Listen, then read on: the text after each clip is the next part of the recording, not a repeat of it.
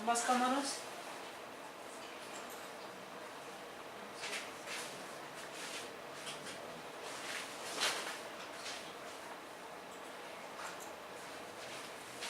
Buenos días, me da mucho gusto que nos acompañen el día de hoy. Soy Mauricio Hernández Rendón y en nombre de la Fundación Izcalo les doy la bienvenida a este programa sobre constelaciones familiares.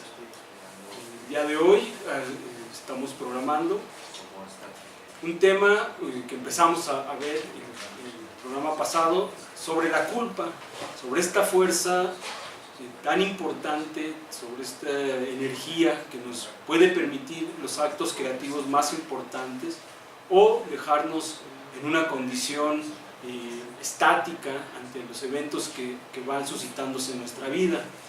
Esta manera, este abordaje sistémico proporciona una comprensión importante de la dinámica de la culpa y cómo es que podemos trascenderla.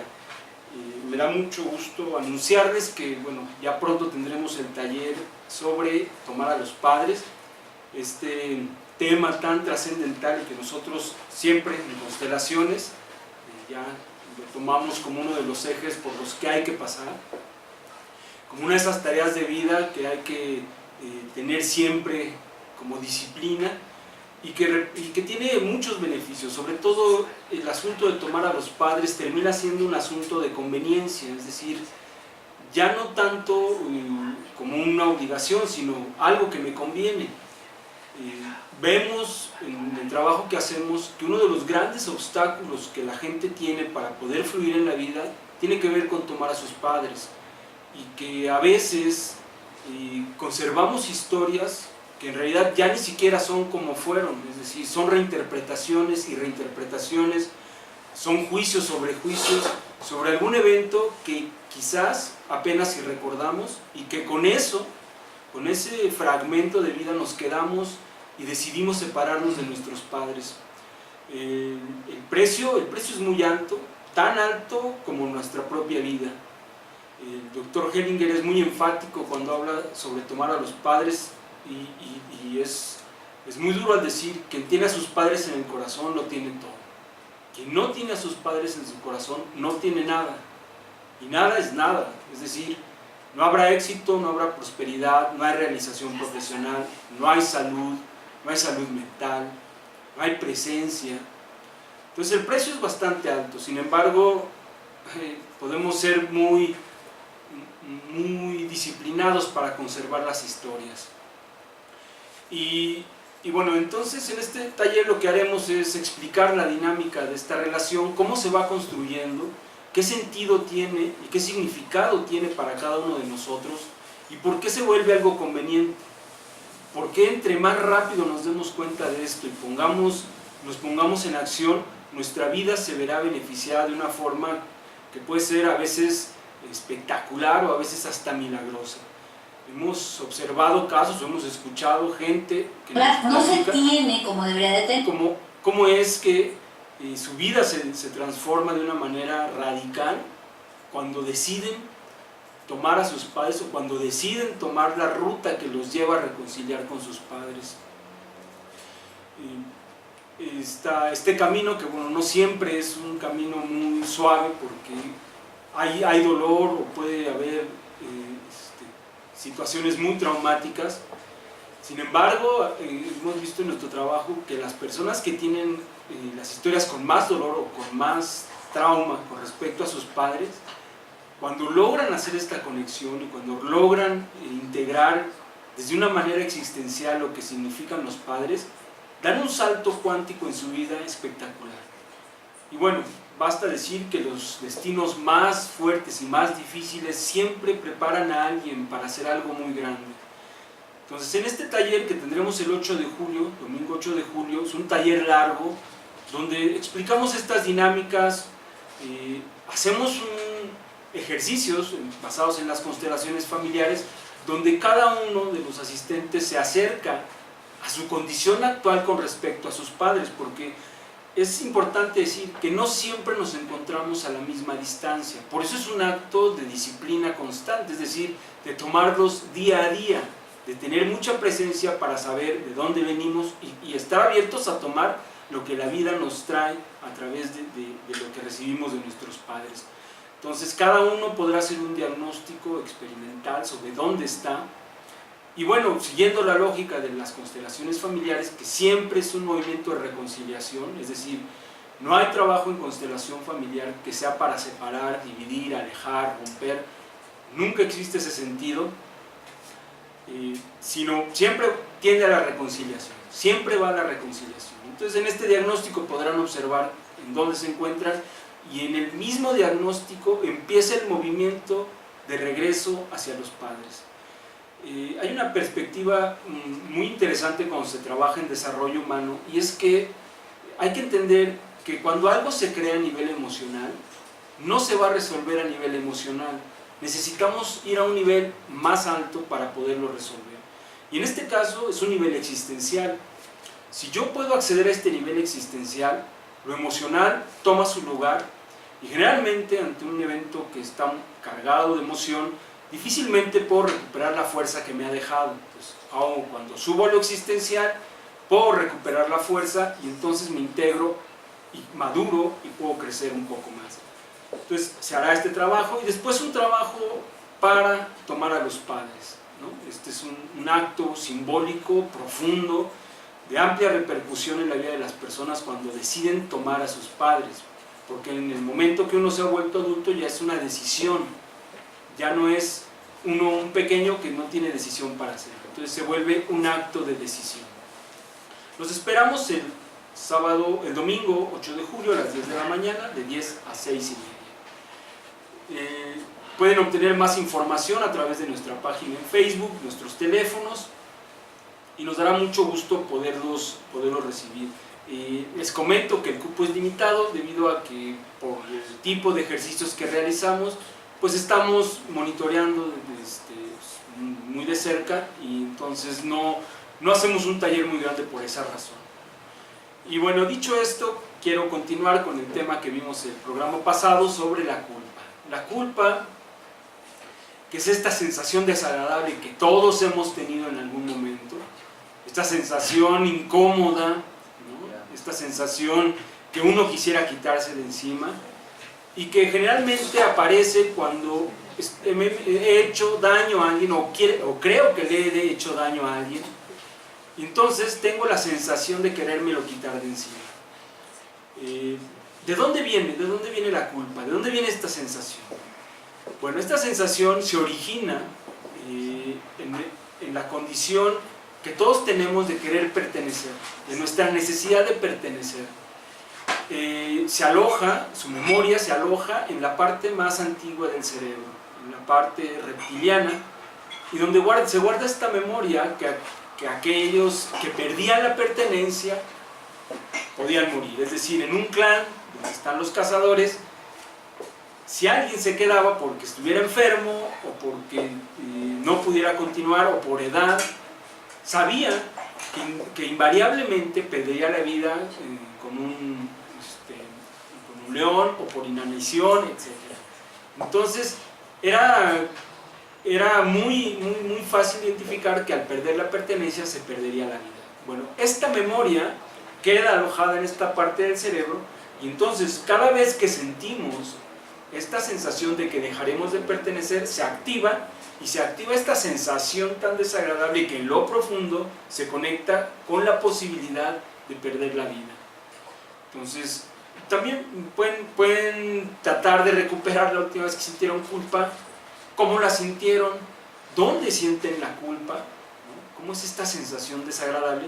Hellinger habla de la culpa y dice que está asociado como al sentido del equilibrio, es decir, cuando siento que pierdo el equilibrio, de inmediato mi cuerpo se da cuenta y lo retoma, es decir, trato de recuperar la posición para no caer. De la misma manera, cuando siento culpa, ni siquiera necesito pensar en ello, porque es un acto basado más en la sensación. ¿Y de dónde viene? La culpa viene, ¿no? y viene la explica Hellinger a través del concepto de buena conciencia. sobre el asunto de que todas las familias tienen una conciencia familiar, ¿no?, donde se guarda la memoria de mandatos, costumbres, creencias, destinos. Todas estas historias se guardan como en este gran campo, en esta conciencia, y que tiene la finalidad de hacernos sentir que pertenecemos, ¿no? Esa es su finalidad. Sus mecanismos son muy rudimentarios, no son elaborados, y lo que está, o lo que se define esta buena conciencia es lo que para mi clan está bien o está mal, lo que es bueno y lo que es malo. Son los cimientos de la moral, ¿no?, de la moral infantil, ¿no?, que se aprende en el clan a través de la imitación y de reconocer qué es lo que en mi clan es bueno y qué es malo, qué está permitido, qué no está permitido, qué está bien y qué está mal. En efecto, es una moral limitada porque me restringe a mirar posibilidades de la realidad y solo puedo mirar entre lo bueno y lo malo. Entonces, como un momento de evolución y de crecimiento, es natural que los niños lo hagan. ¿Por qué? Para quienes, en este caso, cuando estoy creciendo y veo lo bueno y lo malo, la pregunta es, ¿bueno y malo para quién? Es decir, yo encuentro en mi familia lo que se considera bueno o malo, y la pregunta sería, ¿para quién es bueno o malo? Pues primero que nada, para el sistema en su conjunto, y después para mis padres. Lo que para mis padres es bueno o malo, yo lo tomo como marco de referencia para irme a ver lo que está en el mundo, ir a relacionarme con los otros, y simplemente veo que si se acercan a aquello que en mi casa se dice que es bueno, lo tomo, y si dicen en mi casa que es malo, lo rechazo. Entonces, este mecanismo que yo voy probando también me da y me permite ir sintiendo que yo soy distinto, ¿no? Me va diferenciando de los otros. Entonces, como parte del proceso evolutivo, es un paso, es un acto constructivo, porque también me voy diferenciando de los otros. A veces se dice que necesito diferenciarme de los otros, avanzar para regresar y entender que en lo más profundo, digamos en lo más esencial, no soy distinto a los otros, pero digamos que esto implica un camino de crecimiento y de aprendizajes de toda la vida. Pero en el caso de la buena conciencia, bueno, a través de aprender lo bueno y lo malo de mi clan, yo también voy distinguiéndome a mí como distinto de los demás, y es un movimiento natural y necesario. Sin embargo, pues bueno, llegará el momento en el que yo pueda empezar a hacer esta construcción de manera autónoma, es decir, ya no solo por herencia, sino que por mi experiencia yo puedo decidir qué sí y qué no, y salga del patrón bueno o malo y me puede ir al patrón donde ya existen otras posibilidades. Cuando uno es pequeño va a seguir esto porque existe un amor incondicional al clan, y sobre todo hay un amor incondicional hacia los padres. Un pequeño se dice que tiene el amor más profundo que puede existir hacia sus padres. Bueno, es como culturalmente, o en este país se dice que no hay amor más grande que el de una madre hacia su hijo, pero en constelaciones y en el pensamiento sistémico vemos, sobre todo en los hechos, que los hijos son capaces de tener los actos de amor más grandes hacia sus padres, tan grande que un hijo es capaz de ofrendar su vida para que sus padres estén juntos, para que su padre sane, para que su madre le vaya mejor, para que su padre regrese, capaces de ofrendar su vida, y es literal, es decir, un hijo puede enfermar hasta el punto incluso de morir, porque en su imaginario eso resuelve un poco la situación que viven sus padres, y que probablemente se han separado, y en este sacrificio, en este acto de amor, él piensa y percibe que podrán regresar. Y entonces este es un acto de amor muy profundo, es amor ciego finalmente, pero es un acto de amor muy profundo.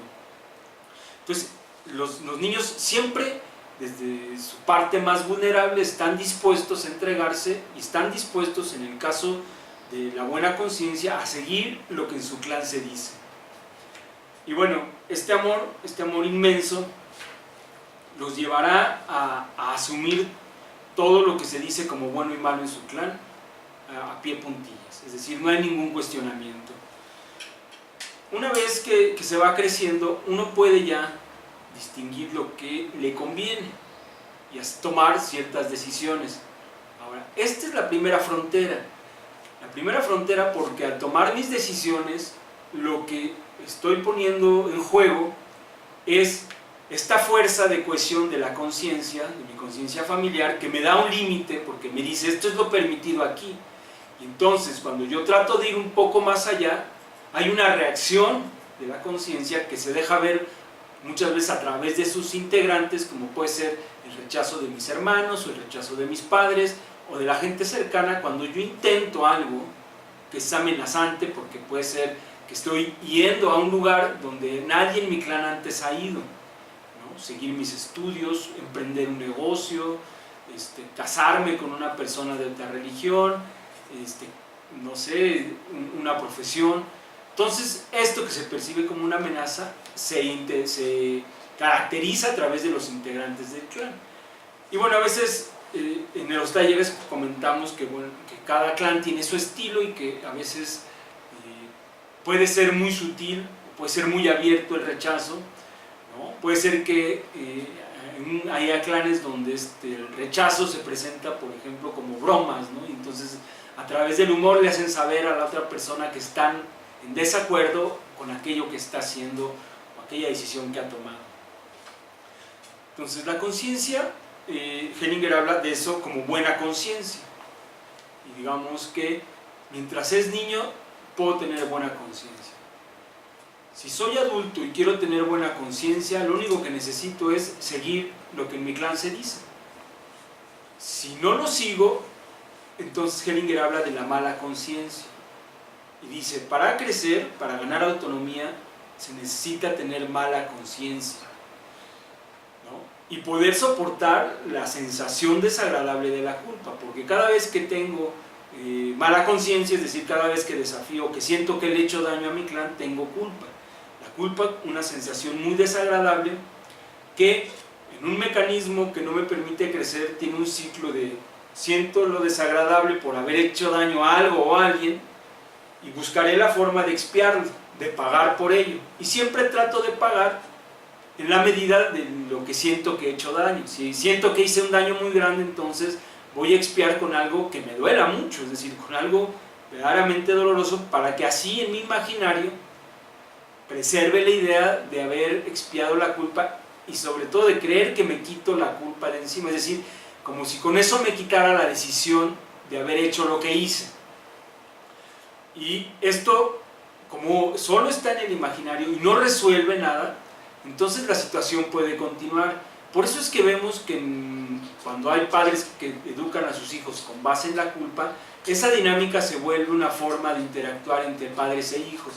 Y el hijo ya sabe que cuando el papá hace algo y le da culpa, ese es el momento que él puede tomar algo de él, o tomar más de lo que él da, o de lo que él puede darle, o le tiene que dar, porque el padre o la madre se abre como ofreciéndole al hijo quitarle lo que ha hecho a través de pagar con un bien material o con algo. Y el hijo lo aprende, entonces lo va a pedir, es decir, ya sabe que cada vez que sienta culpa a su padre o su madre, le va a dar algo, y entonces él está en disposición de, ya después no solo de pedirlo, sino de exigirlo. Y ambos en esa dinámica pues quedarán postrados en una relación muy infantil, donde el padre ya no puede fungir como padre, ni la madre, y el hijo ya no tiene oportunidad de crecer a través de ese evento.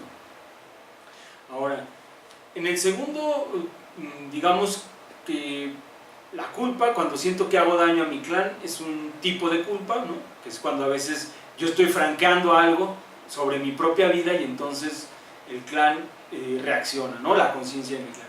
Y en el otro sentido está cuando he hecho daño a alguien en particular, ¿no? Y hacerle daño a alguien es una condición natural como humanos, ¿no?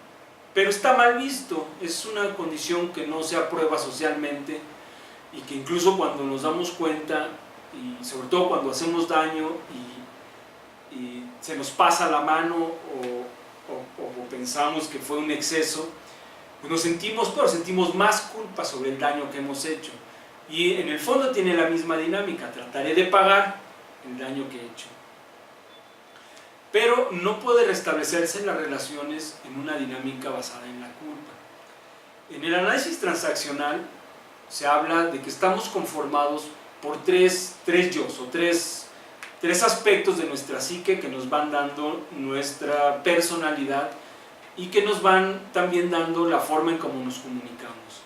Eric Berne hablaba de tres estados del yo, que es el padre, el adulto y el niño.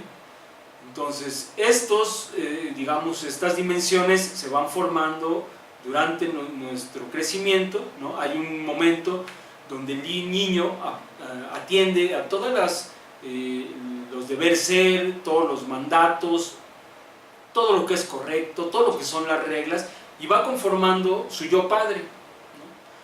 Y es el que le permitirá más adelante interactuar desde esa perspectiva, ¿no? De las reglas y demás. Está el yo niño, que es una dimensión que está anclada básicamente en lo emocional, ¿no? Y que está muy asociado a lo que me gusta, lo que no me gusta, lo que quiero hacer, lo que no quiero hacer, y es una dimensión que de un lado sano nos lleva a expresarnos en la autenticidad, en la espontaneidad, en la creatividad, pero en un lado que no esté sano nos lleva a la queja, nos lleva a la sensación de ser víctimas, ¿no? Y a vivir de una manera no autónoma. Y finalmente la dimensión adulta, que es la dimensión que nos permite estar centrados en el presente, de tener presencia, de tomar decisiones y de transformar, es el estado que se asocia con la autonomía. Entonces, Berne decía, tenemos estas tres dimensiones, están en interacción todo el tiempo, y el crecimiento humano nos lleva a centrarnos fundamentalmente en el estado adulto, como el eje que equilibra, y a un estado padre y un estado niño sanos, que aportan lo mejor para que el estado adulto pueda ir guiando lo que es mi trayecto en la vida, mis relaciones y mi comunicación. Y esto es un trabajo de vida, por supuesto, porque llega un momento en donde permanecer en el estado adulto demanda sobre todo la decisión de hacerlo. Un ejemplo que nos gusta, bueno, a mí me gusta en particular para entender cómo serían los tres estados, están asistiendo a un curso una serie de personas, y en el lugar hace mucho calor, y entre dos personas, dos mujeres, empiezan a platicar, y una de ellas se empieza a quejar, dice, aquí hace mucho calor, ¿cómo es posible que si saben que viene tanta gente no pongan un ventilador o no haya aire acondicionado? Y la otra mujer le responde, bueno, pues sí, es que debieran haber considerado esto porque vamos a estar muchas horas. Y entonces entran en una comunicación basada en la queja, ¿no? Ambas, una manda el mensaje de queja hacia el estado niño de la otra, y ese estado es el que responde con otra queja. Y podrían pasar un gran rato hablando de todo lo que está mal, de todo lo que habría que hacer para que mejorara, etcétera, etcétera. En esa condición, en esa comunicación que han establecido, ninguna de las dos toma acción. El problema sigue sin resolverse. Entonces, en un estado niño, una de las características más importantes es que no se actúa sobre la realidad. Nadie transforma, están enfrascados en que algo está mal y esperan que alguien más actúe sobre ello. Pero no se atreven a pedirlo. Pareciera o se pretendería que a través de la queja alguien tiene que actuar. En esa misma reunión, en esa misma conversación, un asistente del otro lado escucha y entonces se levanta y dice, oigan, pero es que aquí no hay ventilación, ¿cómo sucede esto si ya somos muchos? Más tarde esto no se va a poder soportar, entonces por favor alguien abra la ventana. Esa persona se ha puesto desde su yo padre, ¿no? Que mira la situación, en cierta forma toma partido por la queja, y entonces decide o pide que alguien lo haga, ¿no? Entonces puede ser que alguien toma su mensaje desde su yo padre y abra la ventana, ¿no? Entonces una característica que comparten el estado niño y el estado padre es que ninguno de los dos entra en acción, porque también aquel que está desde su estado padre podría decir qué es lo correcto, cuáles son las reglas, por qué sería bueno abrir la ventana, etcétera, etcétera, pero tampoco la abre. Un estado adulto es el que observa la situación, se da cuenta primero si él desea hacerlo o no hacerlo, por él, no por nosotros. Es decir, yo tengo calor, busco la ventana, me doy cuenta si puede ser abierta, me acerco a ella y la abro. Entonces, esta característica tan fundamental en el estado adulto es un reflejo de cómo puedo ir por la vida, porque el adulto fundamentalmente tiene dos características. Una es que está anclado en el presente, está en contacto con el presente, con lo que está sucediendo, tiene una presencia fuerte y además eso le permite actuar sobre la realidad. Entonces, no necesita que alguien más lo haga, lo puede hacer él, puede pedir ayuda, porque es una condición de un estado adulto que está bien trabajado, es decir, puedo pedir ayuda cuando sé que no lo lograré, puedo colaborar con otros y puedo tomar la iniciativa.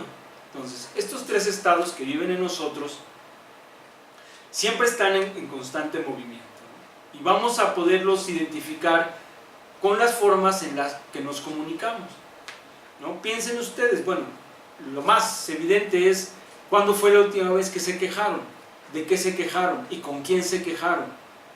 Y piensen si eso, de lo que se quejaron y con quién se quejaron, les permitió actuar en la realidad, si algo de eso cambió. O, para indagar sobre su estado padre, piensen en la última vez que ustedes en una situación pudieron considerar lo que se debía hacer, qué era lo correcto, qué era lo más pertinente, incluso se lo dijeron a alguien, sin embargo eso no pasó, ¿no? En estos dos puntos es muy importante que nos identifiquemos, porque la manera más eficiente para poder salir de un estado niño, de un estado adulto, de un estado padre, es tomar presencia, ¿no? Es poder contactar con lo que está sucediendo en ese momento y darme cuenta que estoy en un estado niño, y al momento de tomar la decisión de estar en el estado adulto, de inmediato cambio.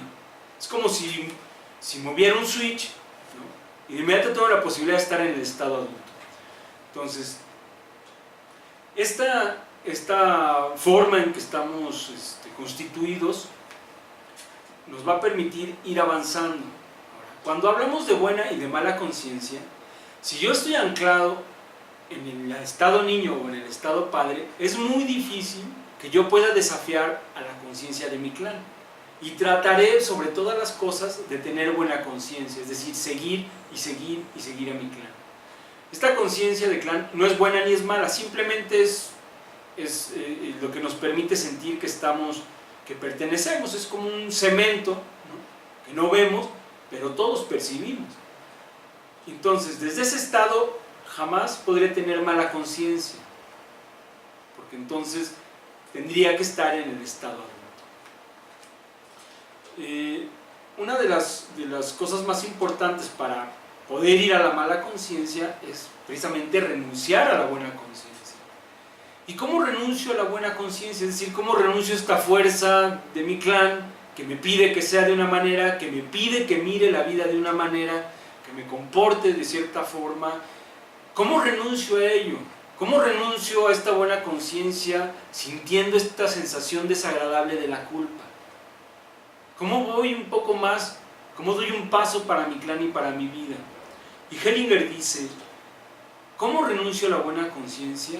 Dice, asiento a todos y a todo tal como es.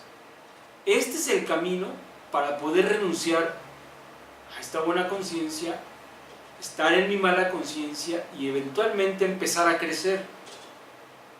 Siempre que estoy en mala conciencia, como dice Hellinger, voy a la autonomía. Gano en autonomía, gano en madurez, y además empiezo a cosechar un tipo de amor distinto, un amor que incluye, porque cuando estoy en buena conciencia, predominantemente estoy excluyendo a los demás. Los separo, los rechazo y no dejo que sean como son, porque en mi imaginario persiste la idea de que deben ser como yo digo que sean.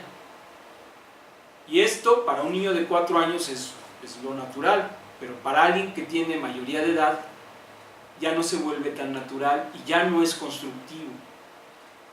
Entonces, al asentir a los otros y asentir a mí, asentir a mis padres, por supuesto, los puedo tomar, o sea, puedo tomarlos como son, no me peleo porque sean de otra manera, me vuelvo más inclusivo y entonces ya no necesito tener buena conciencia. Entonces, una de las claves fundamentales para ir más allá tiene que ver con poder asentir, y como el doctor Hellinger lo sintetiza diciendo sí, sí a la vida tal como es, sí a mi destino tal como es, sí a mis padres tal como son, sí a mí mismo tal como soy. Y este eje, esta herramienta tan potente, de la cual hablamos hace un par de programas, que es el asentir, es una llave, finalmente es una llave que permite que las cosas que tiene la vida fluyan hacia mí. El que no asiente se encuentra en la posición opuesta, es decir, se está oponiendo a lo que está sucediendo, y en ese estado pues entonces no puede recibir porque está filtrando lo que cree que es bueno, cree que es malo, y la vida simplemente le pasa por encima, genera mucha resistencia porque entonces no está dispuesto a aceptar lo que no le gusta, ¿no? Pensando que al no aceptarlo va a cambiar, y puede vivir una vida de resistencia ante lo que va a llegar. Entonces, para ir más allá de la buena conciencia, el asentir se vuelve una herramienta muy poderosa. Ahora, ¿qué hago con la culpa? ¿Qué hago cuando siento culpa? O sea, ¿cómo dejo de sentir esta sensación desagradable? ¿O hay que vivir con ella? ¿Qué podemos hacer? La culpa está basada en la sensación que he hecho daño a alguien. Entonces necesito asumir, si le hice daño, pues asumir que le hice daño. Y que efectivamente lo lamento, pero no le puedo quitar ese daño de encima porque ha sido realizado. Entonces asumir me lleva a una condición importante en el daño, y es el deseo de reparar. Cuando yo tengo el deseo de reparar el daño que le he hecho a alguien, en ese instante empieza a fluir en mí la posibilidad de reconciliar en lo profundo con aquel a quien he dañado.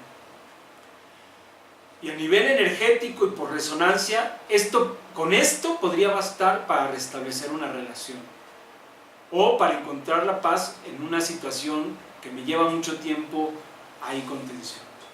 Entonces, el deseo de reparar es un acto creativo, porque siempre me va a impulsar a reparar de una manera distinta. Es decir, no quiero pagar, no quiero expiar, quiero reparar.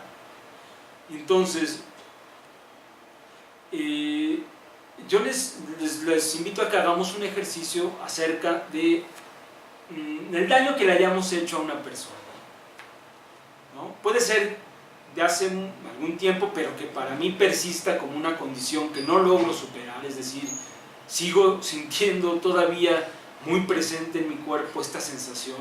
O puede ser algo más reciente, ¿no? Que hice daño a alguien, me he dado cuenta que le hice daño y que quisiera enfrentarlo de una manera distinta. Entonces, pueden cerrar sus ojos un momento. Les sugiero que estén un poco en calma, con su espalda recta, sobre todo que dejen que su respiración tome ritmo natural.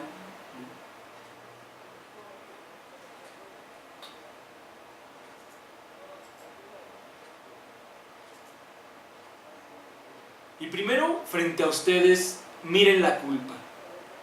Dejen que se aparezca una imagen, una persona, una figura, un color. No es necesario que sea de una manera determinada. Basta con que lo evoquen para que desde su inconsciente se aparezca una imagen que es su culpa, es la culpa que tienen por haber hecho daño a alguien.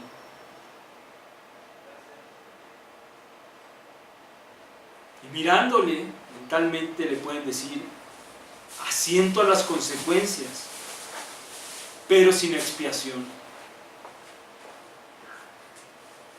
Asiento a las consecuencias, pero sin expiación.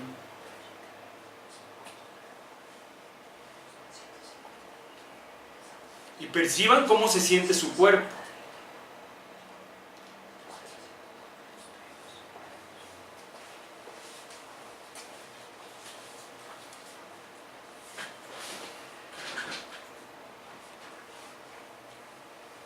Y ahora pongan a la persona frente a ustedes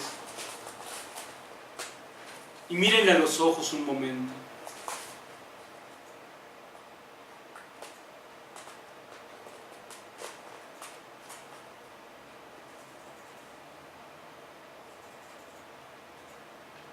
Mentalmente le pueden decir: te he hecho daño.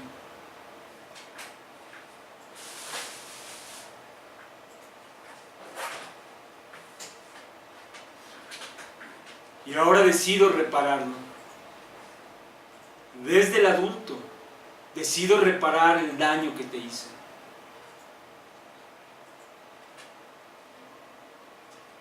Y traten de sentir el movimiento interno y de percibir lo que están observando. Percibir si algo cambia.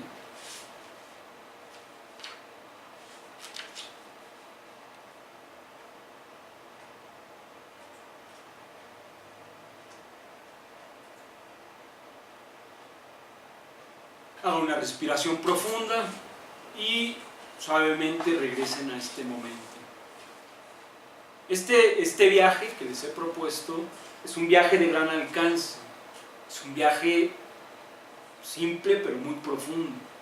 Porque de inmediato nos colocamos en una posición donde me vuelvo actor y soy capaz de transformar lo que está sucediendo. Es un movimiento de mucha fuerza, porque precisamente aquel que puede transformar su realidad tiene fuerza. Entonces puedo hacerlo en cada situación que sienta que tenga culpa. Puedo traer a la persona y decirlo, ¿no? Y en lo que sigue, bueno, pues es mi deseo de reparar el que me va a llevar a tener un acto creativo.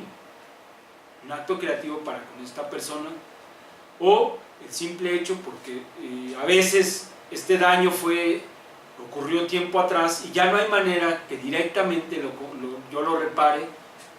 Basta el acto de tener el deseo de reparar para que vuelva a fluir y en el presente se aparezca otra oportunidad para que yo actúe de una manera distinta con respecto a un hecho similar de aquel que sucedió.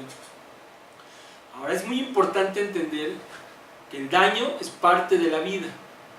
Hacer daño está al servicio de la vida. Hacer daño contribuye a la vida, contribuye al crecimiento.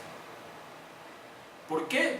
Pues porque es condición humana y porque nos da la posibilidad de actuar creativamente. Ahora, no es que me vuelva tampoco un cínico y vaya y entonces hago daño pensando que pues como es natural, pues tengo permiso de hacerlo, sino que entienda que como condición humana pues sucederá, pero que yo lo puedo tener el deseo de reparar. Y eventualmente, cuando lo entiendo y vivo con la posibilidad de querer reparar el daño que haga, poco a poco estaré metido menos en una situación de dañar a otros. Entonces, el doctor Hellinger dice: uno se hace persona cuando hace daño. O sea, uno se contacta con su dimensión humana en esas situaciones. Ahí se confronta uno y dice: sí, soy humano, esto es parte de la humanidad, y no solo eso, esto me hace igual a todos los otros seres humanos, esto me iguala. Es el principio de la unidad, es decir, bueno, en este sentido soy tan igual a los otros, soy tan humano a los otros, y me da el pie para poder reconocerlos y asentir a ellos, es decir, todos tienen el derecho de ser como son, como yo tengo el derecho de ser quien soy. Y esta es la base última, la base primera de asentir, de tener libertad, porque fíjense que me deje de pelear porque los otros son como son. Y bueno, esto a veces parece tan obvio, pero cuando lo vemos en la realidad, nos damos cuenta que no siempre es el paso más sencillo. Tuvimos un taller recientemente, ¿no? Y una cliente de nosotros que, bueno, tiene una situación con su exmarido y que, bueno, se ha vuelto muy tenso porque lleva ya un par de años con mucha tensión porque hay hijos de por medio y entonces es una situación que es difícil resolver por sí misma, pero que, bueno, esta persona ha hecho ya varios trabajos personales, de crecimiento, terapéuticos, etc. Pero hay un punto muy, una frontera, ¿no?, apenas dibujada, que no le permite todavía pasar al otro lado, o le permite pasar, pero hay algo que le está regresando. Y ese punto está vinculado a no poder asentir a dos cosas: a sí misma, es decir, a ella tal como es, y darse permiso de reconocer su lado humano, es decir, el lado que contiene las emociones que no son a veces tan bien vistas, de mirar sus deseos, que pueden ser a veces deseos que dan miedo, sus intenciones, ¿no?, aquellas que están un poco ocultas, y tampoco poder mirar al otro. Entonces, el no poder asentir de este lado y del otro hacen que permanezca en una frontera que a veces atraviesa y a veces no. Y entonces esta situación con su exmarido se ha vuelto un tema reiterativo, ¿no?, que la vida además le va trayendo experiencias a través de lo que vive con sus hijos, como para mostrarle la oportunidad de asentir y pasar ese límite.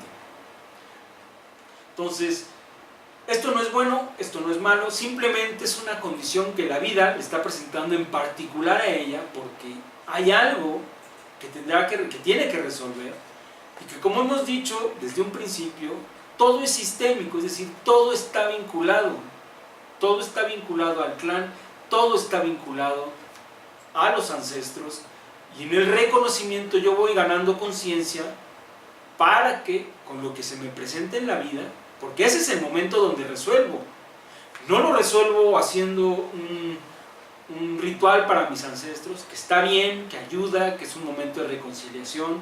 Tampoco sirve o tampoco ayuda mucho que yo haga decretos o que yo haga visualizaciones. O sea, ayudan en un sentido, pero si yo no voy a lo esencial, y lo esencial es lo que la vida me pone en las narices, y lo que me lo pone en el día a día, no me lo pone para la siguiente semana, me lo pone en el día a día. Si yo me niego a resolver eso que se me está poniendo al frente, es muy difícil que todo lo otro tenga un efecto que pueda resolver lo que la vida me está indicando que es lo que me toca hoy a mí. Entonces, si ustedes se dan cuenta, pues a veces basta una decisión. En constelaciones familiares nos hemos dado cuenta, en el trabajo, que para liberar intrincaciones, pues un trabajo de constelaciones o de toma de conciencia es necesario, ¿no? Una intrincación como este vínculo con un ancestro, ¿no?, es un trabajo más profundo, pero hay un momento donde yo puedo ir liberando estas intrincaciones o conflictos más profundos solo tomando la decisión de estar completamente en el adulto. Y yo les sugiero que la próxima vez que se sientan en un estado niño, en un estado adulto, dominados por un estado niño, en un estado adulto, ¿y cómo van a saber que están dominados por un estado, el estado padre o el estado niño? Es muy fácil, porque sus emociones se los van a marcar. La próxima vez que se sientan en una emoción que está siendo desproporcionada, una emoción que no los está llevando a la acción en ese instante y que puede tener mucho tiempo ahí alojada, cuando se sientan otra vez en esa sensación, les sugiero que paren un momento, par de respiraciones, de preferencia la postura de su cuerpo, cambie un poco para indicarle a su parte inconsciente, que están entrando en un terreno más profundo, y desde ahí, cuando contacten con el ritmo de su respiración, desde ahí, mentalmente, o lo pueden decir en voz alta, pueden decir: decido mirarlo todo desde el adulto. Decido en este momento estar completamente en el adulto y mirar lo que me toca vivir.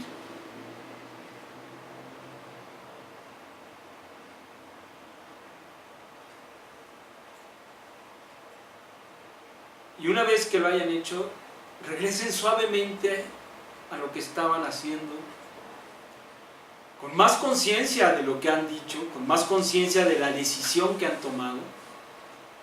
Y entonces, conforme su percepción se vaya agudizando, podrán atender a los cambios que esta decisión va generando. Todo el cambio interno es reflejado en lo externo. A mayor armonía interna, mayor armonía externa. Entonces, una decisión de este tipo alinea las cosas, nos alinea con otros y nos lleva por el fluir, donde lo único que tengo que hacer es vivir y vivir bien.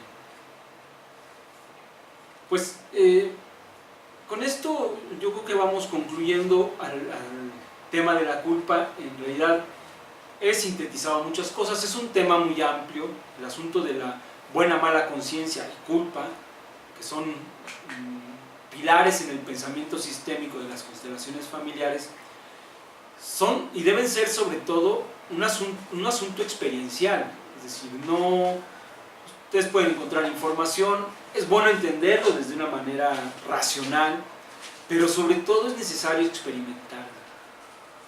Y no es difícil buscar los momentos para experimentarlo, porque tenemos un sensor muy grande que no falla y que es nuestro cuerpo.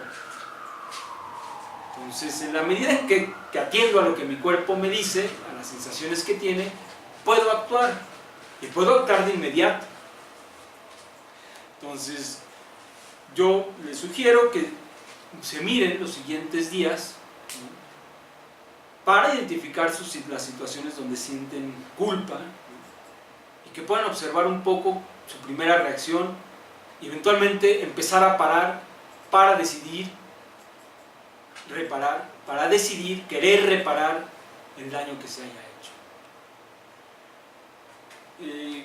Concluimos el programa, me da mucho gusto, esperamos verlos el domingo 8 de julio, mental y retomar a los padres. Créanme que hay un antes y hay un después, créanme que es una puerta que se abre, que tiene muchas posibilidades, y que no hay necesidad de esperar a que nuestros padres no estén, o a que una situación me empuje en la vida para voltear a mirarlos y poder acercarme a decirles gracias, a sentirme agradecido, a sentirme en contacto, a sentirme que puedo hacer algo con lo que ellos me dieron, algo grande con la vida que pasó a través de ellos, y empezar a vivir y vivir bien.